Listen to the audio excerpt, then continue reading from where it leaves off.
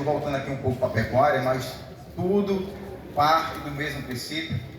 Quando a gente vai fazer uma área, seja ela de pasto, seja ela de agricultura, primeiro a gente precisa preparar solo, certo? O pasto não é uma lavoura, o pasto é uma lavoura de capim. Então tudo se inicia com uma lavoura, seja na pecuária ou na agricultura. Eu separei 4 imagens aqui, certo? Que mostram um pouco da realidade da pecuária. A gente tem na primeira imagem lá do lado esquerdo, como se tivesse mostrado uma área queimada que representa o plantio no pó. Quem já fez plantio no pó aqui? Queimar e jogar semente. E a gente tem uma segunda área, meio complicada, que é uma área que ela é impossível entrar maquinário nela. Seja parar para fazer alguma coisa. Essa foto foi de um cliente meu que eu fiz no semiárido do Piauí, é uma região de cerrado. Olha como que está de pedra lá. Como é que faz uma área dessa? Entendeu? Nem fogo passou ali. A gente tem a terceira imagem, que é uma área enleirada, derrubada, enleirada, mas sem gradear. Nós temos uma quarta imagem também de cliente da EASA, esse cliente na Bolívia, tá? A EASA atende não só no Maranhão, mas a gente tem cliente no Maranhão, Mato Grosso, Piauí e fora do Brasil também. Então aquela área do Luizinho que atende meu irmão, que está lá hoje na Bolívia, é de um cliente na Bolívia. E o cara enleirou, corrigiu o solo, gradeou, incorporou, plantou o capim, ali é um rolo compactador que ele está passando para firmar a semente no solo e garantir a plantabilidade. E o que eu chamo a atenção dos senhores aqui é que não existe receita de bolo. Para cada situação dessa, eu não estou para criticar quem faz no pó ou quem tem aquele tipo de solo ali, mas eu estou para dizer que existe uma maneira correta de se trabalhar cada situação. A quantidade de semente que eu vou jogar nessa área que está enleirada, que está gradeada, não pode ser a mesma quantidade de semente que eu vou jogar lá no pó. E o que acontece quando a maioria chega no balcão de uma loja para comprar uma semente? É um saco por hectare. Joga um saco por hectare.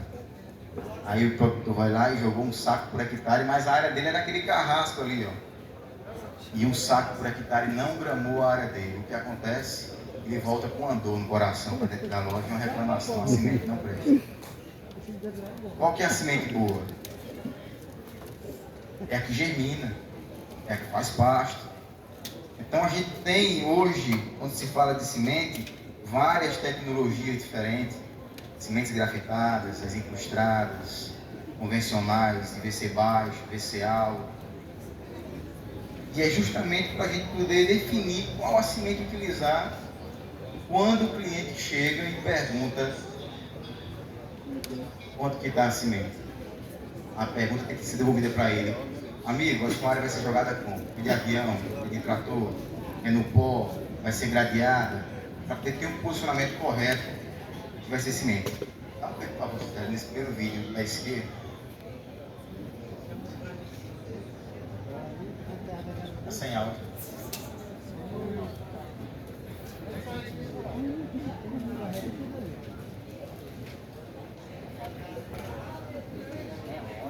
Mas enfim, isso é um cliente daquela área que eu mostrei de carrasco para vocês lá no Piauí, certo? Feliz demais. Até aqui, ó. Se eu tirar aqui, ó, que é pedra. A faca não é de que é pedra. Que é pedra e ele pegou. Ó. Uma região de pouca chuva, tá? Tá bem enraizadinho mesmo. Na área que seria para ser a de Tecujapió, né? Bem enraizadozinho, a câmera não tá focando. Mas ele já tá com as... Ó, pronto, focou as raízes dele, ó. Bem enraizado. Isso aqui tudo, capim aqui. Agora vocês têm que ver, moço. Como Deus é bom. Olha isso aqui. Isso aqui, gente, é a nossa pior área. Aqui, ó, pedra por cima de pedra aqui, ó. Saindo. Tá saindo tudo aqui, ó. Tá saindo. Olha a altura desse aqui, ó. Esse que tá em tempero. Olha o tamanho que já tá saindo terceira folha, ó. Terceira folha ali, ó. Agora, gente, isso aqui é surreal. Olha isso aqui, ó. Tudo verde. Tudo verde. Tudo verde. Tudo já com 3 folhas também. 3, 4 folhas. E você não vê chão aqui, você não vê terra. Só pedra. Então, gente, essa área do Piauí, tá? Volumetria muito baixa. A área de difícil formação, você vê que é um carrasco realmente. Observaram que tem mato na área? Vocês viram que tem mato, uma moita lá? Então, é outro posicionamento. Nem sempre esse mato é meu inimigo. Estou falando de uma área de carrasco, uma área de pluviometria baixa, certo? Então a gente utilizou para formar a área do cliente da gente o mato como aliado. Por quê? Ele favoreceu o que nesse cenário? Ele conservou a umidade do solo. Como lá chove pouco, eu precisava de umidade. Se eu elimino esse mato nessa situação aí, eu ia fazer o quê? Eu ia descobrir o solo, ia fazer com que ele secasse mais rápido. Entendeu? Eu ia dificultar essa germinação da semente. Esse mato foi controlado lá na frente. Eu não tenho foto dessa área hoje, até pedi para o cliente ontem a foto, mas tem uns 2 anos de informação. Lá é uma área onde tem muito andropólogo, tá? Quem falou aqui acha que esse tipo de área só dá andropólogo, está muito enganado. Fizemos um trabalho lá onde a gente fez análise de solo e posicionamos 3 variedades de gramíneas na área desse cliente. Então lá hoje ele tem Maçai, Miyagi e Piatã. Ele tem 2 megatritos no máximo, um Maçai e um Miyagi, e tem uma braquiária Piatã dentro da área dele. É a única fazenda no raio de 200 km que tem outra variedade de capim. Lá todo mundo é aeroporto.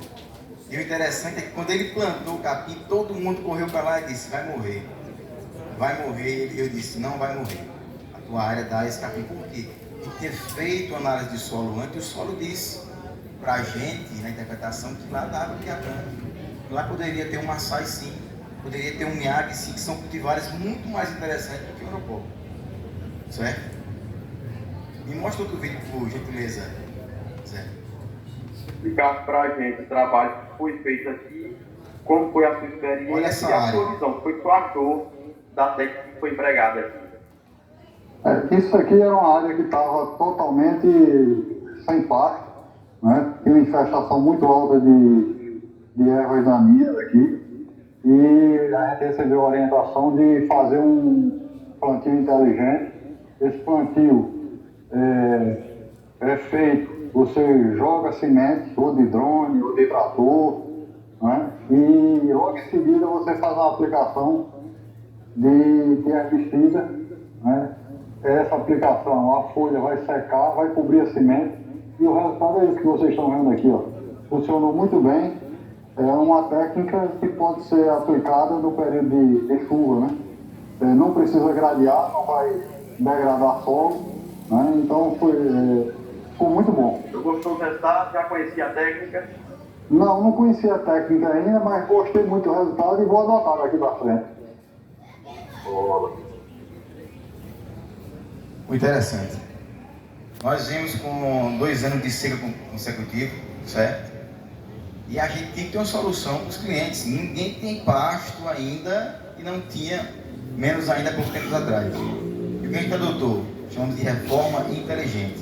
Diferente de todos os cenários que a gente mostrou agora há pouco nas imagens, isso era uma área que estava sem pasto, o pasto havia morrido, o mato estava por cima, e mais uma vez eu falo para vocês que o mato foi nosso aliado, porque fizemos o quê? Jogamos a semente sem grade, sem fogo, tá? Quanto menos queimar o solo, melhor, evitem queimar.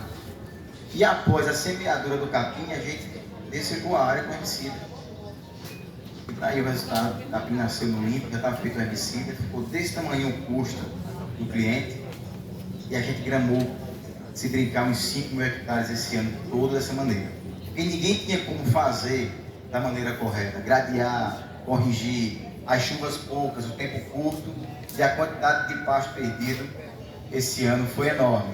Então, uma alternativa que a gente criou foi fazer a reforma inteligente. Esse é o Dr. Mário Borba, lá de Altamira, cliente, a gente fez muito pasto lá para ele, todo dessa maneira, plantando sem gradear. Então, estou mostrando para os senhores aqui que existe, não tem receita de bolo, e o que precisa saber é a área, entender o tipo de solo para posicionar a semente correta e obter sucesso nas germinações. E aí eu entro falando de pilares de intensificação, certo? Tudo se inicia justamente ali, no controle das plantas infestantes. Quando nós controlamos as plantas infestantes, ali se inicia a intensificação. Todo mundo pensa que intensificação é começar a produzir silagem, fazer irrigação, e ela se inicia justamente na hora que eu começo a controlar as minhas plantas daninhas. Só que o interessante é que para me poder fazer isso, eu preciso entender aquilo ali, ó, a administração das moléculas. Então, nós temos 2,4-D, nós temos picloram, fluoxipir, aminopiralide, picopir, metsulfuron. E se eu não consigo, ou não tenho alguém que faça a administração dessas moléculas para mim, eu não consigo ter êxito no controle das daninhas. Certo? Qual é o herbicida que vocês utilizam aqui? Qual é o bom? Então a gente vê no mercado, tem Pastor, Lux, Tracto, Arena, Qualis, Faca, Famoso. E se eu falar para vocês que tudo é a mesma coisa? Só muda o nome. Você tem que olhar a concentração do produto. Então ele vem na bula lá dizendo 2,4-D 240, picloram 64. Olhou a bula, tá igual ao outro, não vai ter diferença. O que tem que observar bem é a faixa. Aí sim tem diferença. Produto faixa azul, esse tem maior qualidade em questão de intoxicação, tá? Entregamento prejudicial ao solo e ao ser humano. Produto faixa azul. Tem faixa vermelha, amarela e assim vai. Então ter essa atenção. Tem vários produtos com nome comercial e às vezes a gente se amarra em um nome comercial e deixa de comprar o que está mais barato porque acha que o bom é aquele. É a mesma coisa.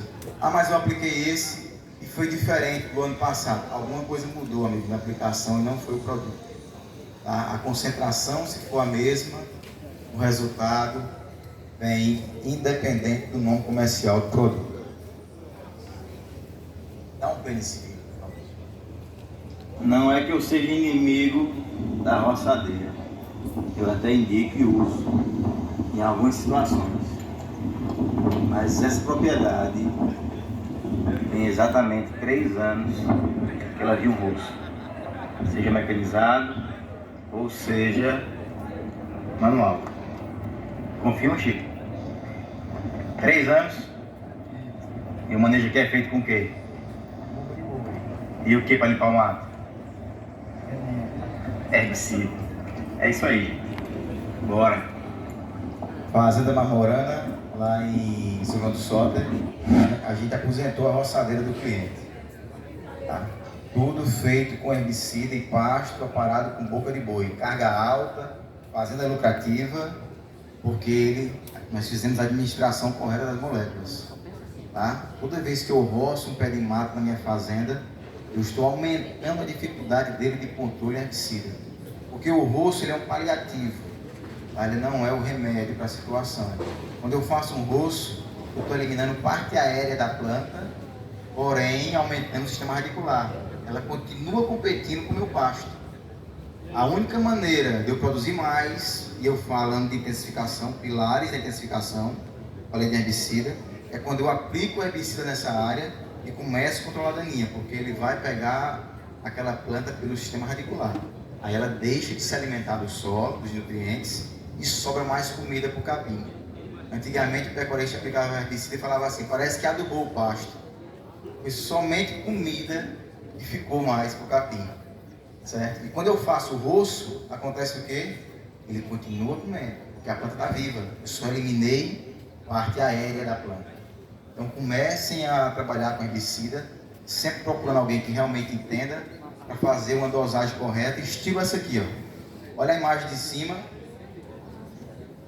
e olha a imagem de baixo. Essa foi uma área lá em Tuntum, o cliente já vinha roçando, e a gente chegou lá esse ano e disse, não roça não, vamos aplicar essa área de herbicida. Não, mas não compensa, é caro, mas não, fica barato, vai ficar o mesmo custo do roço talvez. E ficou um pouquinho mais caro do que o roço, porém está lá o resultado. Produtividade mínimo 25% a mais do que ele tinha dentro da propriedade dele. Então intensificou? Não, intensificou. Se ele roçasse, ele continuava com carga baixa, com o capim sem responder. Hoje ele tem 25% a mais de pasto, porque ele aplicou herbicida. E isso é intensificação. E ele só fez o quê? Aplicar herbicida.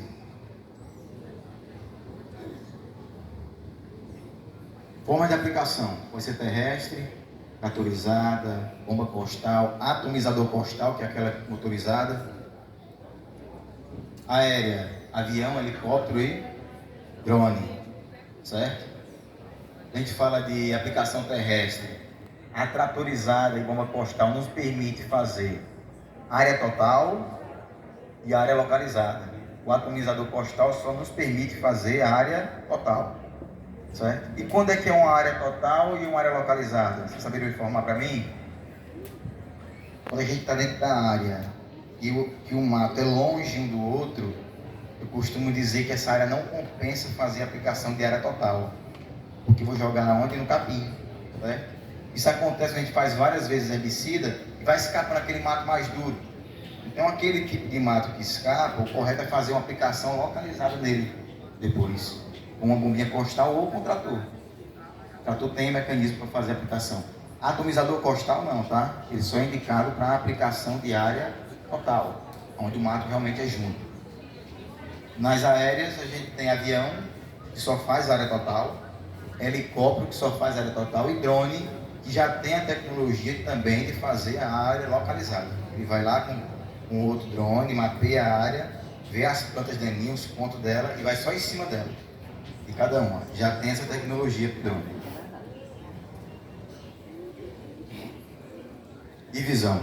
Eu atendi um cliente um dia desse e ele me ligou e disse: olha, eu quero intensificar, eu quero adubar, eu pretendo irrigar. E quando eu cheguei na fazenda dele, a gente rodou um pasto só inteirinho de 100 hectares. Um pasto inteiro de 100 hectares. Depois que a gente rodou, eu disse: olha, vamos por parte. Tu já fez o herbicida na área, tudo certinho. Mas quer intensificar? Vamos por parte. O que falta aqui é zinco. E é o que falta nas grandes maioria das propriedades. Falta zinco. Né? E o que é zinco? É isso aí, ó. Arame. Divisão.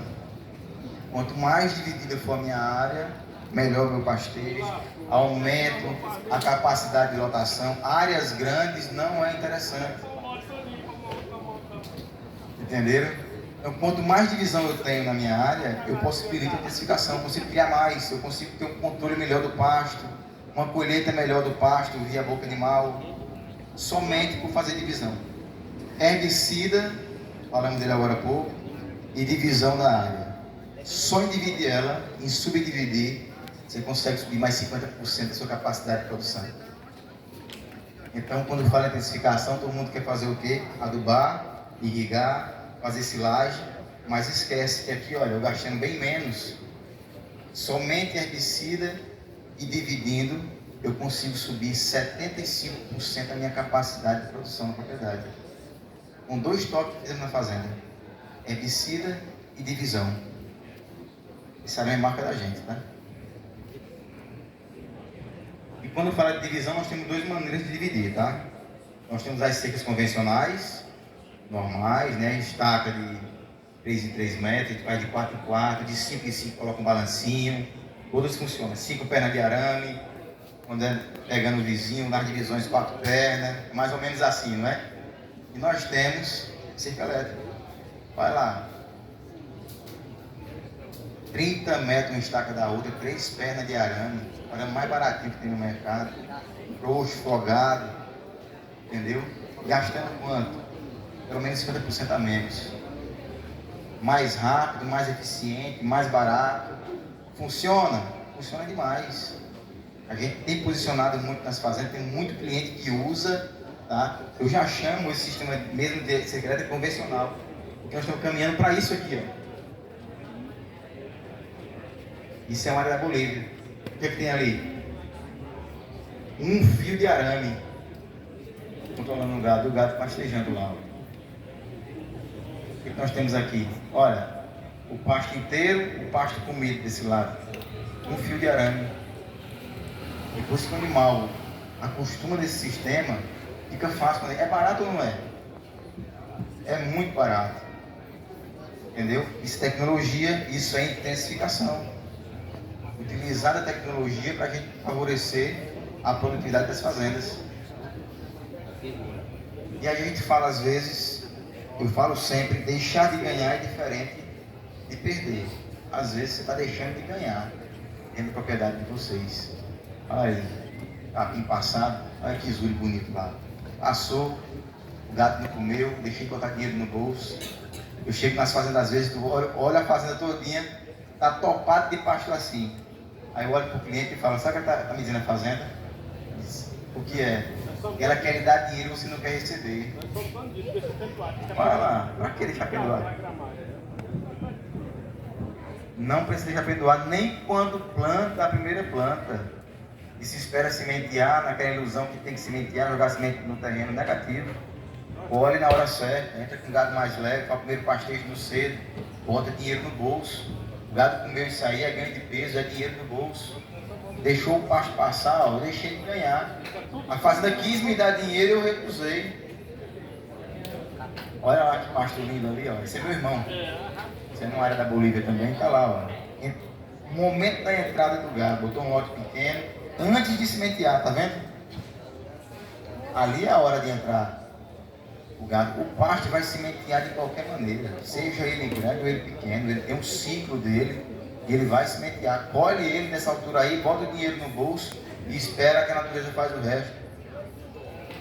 Olha lá o que acontece quando eu entro com pasto alto, não colhe bem, fica talo, perde proteína, aumenta o consumo de mineral, de proteinado, vai lá para cima o meu custo, podendo ter diminuído ele lá naquela altura de pastejo, só porque eu entrei na hora errada. Então, quando eu falo de intensificação, eu digo, sigam os pilares da intensificação, aprendam a colher pasto. Tem gente que nem aprendeu a colher pasto ainda e já quer fazer silagem, já quer irrigar. Você não está dando conta de colher o pasto de vocês, está lá, ó, sementeando e se perdendo, vai fazer uma silagem, vai irrigar, vai adubar, não justifica. Então, tem como ganhar dinheiro e aumentar a produtividade da fazenda gastando pouco e sendo detalhista. Colher na hora certa, traz dinheiro para o bolso. Olha lá, quando a gente colhe na hora certa. Olha a quantidade de perfil que tem ali. A dificuldade que o pasto da esquerda está de perfilhar e o outro todo bonitinho. Por quê? Colheu na hora certa. Deixar de ganhar é diferente de perder. Tem gente que gosta desse tipo de coxa aí. O gado dando pouco sal, fez economia, né? Está ganhando um pouco, mas está sendo bom? Está dando resultado. Poderia ser melhor. Então estou deixando de ganhar novamente. Não é que esteja perdendo. O pasto está verde, o gado vai comer, vai ganhar peso, mas se tivesse assim, olha, você ganhava muito mais. E mais rápido. Estão entendendo? Então as escolhas do processo definem a minha lucratividade. Deixar de ganhar é diferente de perder. Um açude. Gado ganha peso bebendo de açude? Ganha. Mas ali ele ganha mais. Pelo menos 130 gramas diária a mais só em beber com água na barbela. É muita coisa. Isso aqui se paga de imediato. Coxo e água para o gado, o retorno é de imediato, é no mesmo ano. Não tem que esperar uma vida para esse dinheiro voltar, não. Volta rápido demais. E a gente falando de lucratividade nos mínimos detalhes.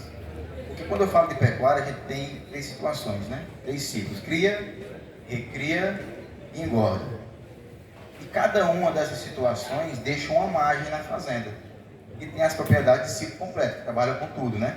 Com a vaca, até fazer a engorda. E o que representa a vaca lá na fazenda de cria? Na fase inicial? Ela é uma fábrica, tá lá, olha. Fábrica de produzir bezerro. Se a gente tiver uma fábrica de produzir alguma coisa, deixa ela ociosa, sem produzir, gasta energia, né? Já pensou estar com a fábrica ligada o tempo todo sem produzir? É prejuízo. Então vamos imaginar que a vaca seja a nossa fábrica de produzir bezerro. O boi é o quê? Uma fábrica de produzir matéria-prima. E o bezerro é o produto final, o produto acabado. Então, seja por sêmen, inseminação artificial, ou por touro, existe uma matéria-prima que é comprada, que é o sêmen animal, para produzir o meu produto acabado, Então eu ponho essa matéria-prima na minha fábrica, que é a vaca, e ela me dá o produto que eu quero, certo? Mas para ter lucratividade nesse setor, é preciso entender que ela tem que ter um intervalo entre parto adequado. Ou seja, a minha vaca pare todo ano.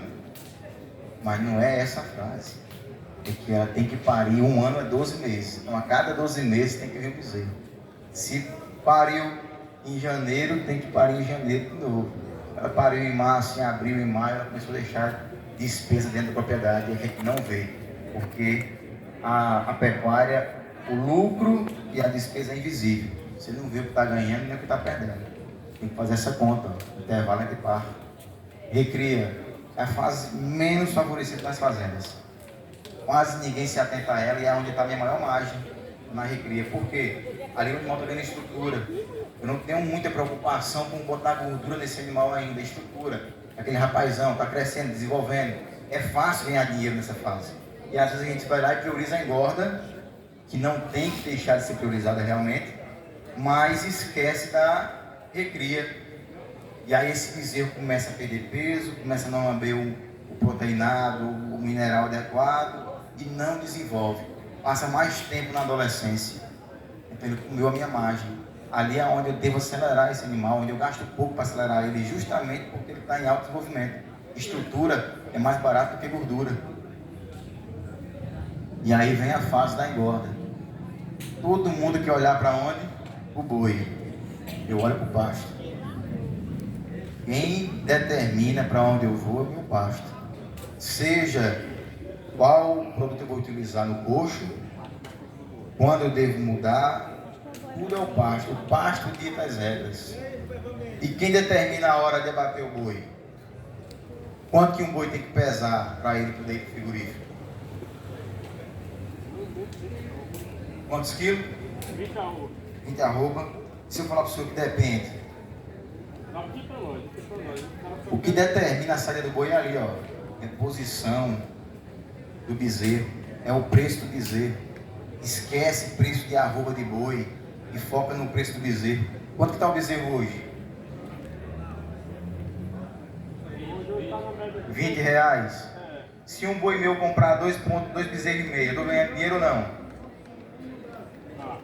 Estou ganhando dinheiro, essa conta é de padaria. A conta fecha com 2 bezerros e meio? Fecha, não fecha? E fala para o trigueirinho, Gisele, por favor. Bota aí, quanto que pesa um bezerro apartado aqui? 100 quilos? É, na média de 6 arroba. Esse arroba tá baixo, viu? Não, a média não. Bota 100 quilos aí vezes R$20. Quanto? 2.000 vezes 2,5. R$5.000. Qual o preço do boi hoje?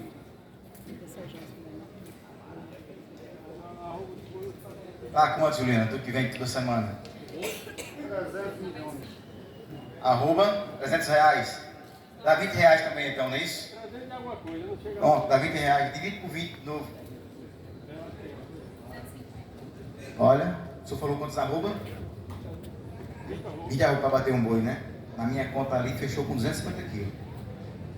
Porque quem ditou a regra foi o que? O preço do bezerro. Então por que eu vou esperar esse boi chegar com 20 arroba? Se eu vender ele hoje com 250 quilos, ele me põe dinheiro no bolso, eu compro a minha reposição e sobra liquidez. Aí eu vou esperar ele chegar a 300 quilos, gastando com pasto, com proteinado, com tudo, e o preço do bezerro, ó, eu 30 conto. E vai dar, viu? Porque meu contato vai pegar aí depois vocês verem. R$30, daqui a pouquinho o preço do bezerro. Entenderam a matemática? Quem dita a hora do abate é o bezerro. É ver quanto que custa a minha reposição, para mim saber a hora certa de vender esse animal. Então hoje, aqui na região de vocês, pela quanto nós fizemos aqui, compensa eu tirar o meu boi quantos quilos? 250. E eu fiz a liquidez. Tirei o boi, botei bezerro no lugar e sobrou dinheiro no bolso. Estratégias nutricionais. Depende de cada fase. Isso aqui é uma arma poderosíssima para quem sabe utilizar. Tá? Eu costumo dizer, não tem um sal específico, existe objetivo, existe pasto, tem que ser analisado em linha de coxo. Então quem determina o sal que eu vou usar esse ano é o meu pasto. Depois o meu objetivo. Depois, a minha linha de custo. Não adianta eu querer fazer milagre com um tamborzinho pequeno, certo? Não adianta eu querer fazer milagre sem ter pasto. A principal dieta do boi é o que? Capim. Se eu não tenho capim, eu tenho que fornecer de outra maneira. Mas somente a nutrição no custo não faz milagre. Tá? Quem dita o que vou utilizar é a minha oferta de pasto, a minha linha de custo e, por último, o meu objetivo. Se acelerar, se terminar mais tarde. Isso é uma forma poderosíssima. O boi a ser abatido é o acabado e não o mais pesado. Quem entendeu isso aqui? Às vezes a gente está na fazenda e liga pro vaqueiro: ei, tira um boi aí pro machante e tal. Aí vai lá e pega o mais pesado. Bota na balança e bota. E pesa e manda embora. E às vezes tem um boinho lá, pequenininho, desse tamanho. Ele está acabado, está uma bola, parecendo um leitãozinho. E não vai crescer mais. E ele está fazendo o quê? Baixando a minha lucratividade. Está deixando uma despesa da boia invisível, novamente eu falo. Despesa da boia. Porque ele é pequeno, já terminou. Está somente repondo gordura. E o GMD dele é desse tamanho. Não ganha peso. Esse boi tem que ir embora. E o boi mais pesado às vezes está o quê? Ainda nem está acabado. É um boi fernalto, um boi grande. Lá é longe de acabar ainda. Está dando liquidez para fazenda enquanto o outro não está e ficou. Então quem deve ser abatido é o boi acabado e não o boi mais pesado. E eu sempre falo ali, ó, quer acertar no boi? Olha para o capim. Deixa de olhar para o boi. Começa a olhar a pasta, a hora certa de entrar, a hora certa de sair. Isso determina a lucratividade dentro da propriedade. O segredo do sucesso é só um, gente. Gastar certo. Falamos agora há pouco. Se você gastar certo, esse dinheiro volta para o seu bolso. Se você gastar errado, esse dinheiro ficou pelo meio do caminho, vai pelo ralo, dentro da propriedade dos senhores. E como é que eu gasto certo? Sempre procurando um especialista, alguém que entende realmente. Nós falamos agora há pouco da semente. Estão lembrados? Existe receita de bolo? Não existe. Então a semente que eu jogo numa terra arada não pode ser a mesma quantidade de uma terra no pó. É outra quantidade. E às vezes você vai lá na loja comprar e falam o quê? É um saco por hectare. Quem determina a quantidade da semeadura é o tipo de solo, é o tipo de preparo dele, se vai ser no pó, se vai ser gradeado, se vai ser enleirado. Aí é que determina a faixa de semeadura. Aquela área de pedra lá, se eu coloco uma semente incrustada, vinha? Não vinha. Não, ali é semente convencional. Se eu vou jogar no pó, tem que ser um convencional? Às vezes não. Eu não gosto no início das chuvas. Eu sempre utilizo sementes grafitadas no início de chuva. Por quê? O solo não está úmido ainda, a convencional vem fácil, ela pode morrer no meio do caminho. A outra tem uma segurança maior. Certo? Análise SWOT é você analisar a fazenda de maneira clara e objetiva. Ver os pontos fracos e fortes, oportunidades e ameaças. Não adianta olhar para o vizinho. Toda fazenda tem suas peculiaridades, seus pontos fortes e pontos fracos. E você, como proprietário, é que tem que conhecer o seu negócio. Não é olhar para o negócio do vizinho e querer trazer para dentro da tua realidade. Nem sempre vai funcionar. É você entender aonde eu sou forte, aonde que eu sou bom. Ah, eu tenho uma logística boa, minha fazenda tem uma água boa, minha fazenda chove muito, é bebedouro. Então são situações que vão te colocar diferente dos demais. E só a sua fazenda tem a peculiaridade dela, diferente das outras. Não tem receita de bolo. Volto a falar. Aí está escrito ali, ó. Nem tudo que funciona na minha fazenda do amigo vai funcionar na minha. Uso da tecnologia. Temos que utilizar. Falando disso aqui agora há pouco, né? Cerca elétrica, herbicida, as aplicações de drone, ou trator, o helicóptero, o avião, tudo funciona. Manejo, nutrição e saúde animal. A lucratividade está justamente ali. Se eu conseguir manejar bem o meu pasto, eu conseguir usar uma estratégia de nutrição adequada e eu ter uma boa saúde animal, eu consigo ter liquidez de propriedade. Quero economizar justamente ali no finalzinho, ó. Saúde animal. Não se economiza em saúde animal. Vocês podem fazer a conta todo ano, vermifugando o gado de vocês 3 vezes ao ano, vacinando ele 3 vezes ao ano, utilizando o que há de melhor no mercado, vocês não vão gastar R$50 por cabeça animal ano. Representa quanto? Você divide isso por carne, danadinha. Pega 50 aí e divide por 20. Dá 2 kg de carne. 2 e um pouquinho. Entendeu? O manejo da saúde animal é mais caro do que o próprio produto sendo aplicado. Então o animal perde mais peso no manejo, tem que ser feito esse manejo, do que com os produtos sendo aplicados. Saúde animal não se economiza, tá? Utilizem o que há de melhor no mercado. E eu sempre digo ali, ó, não siga a moda. Seja você a sua própria grife. Conheçam as propriedades dos senhores, entendam os pontos fortes e pontos fracos, e vocês terão êxito dentro do negócio de vocês. Sempre atento. E um bom planejamento estratégico, obviamente. Vou planejar a minha semeadura quando? Em novembro? Não, eu vou planejar agora.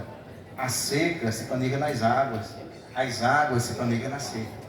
É assim que a gente vai para frente, criando um planejamento estratégico e tornando propriedades altamente lucrativas e saindo daquela pesquisa que a Embrapa fez, onde diz que 50% dos pecuaristas podem deixar a atividade nos próximos, até 2040, né?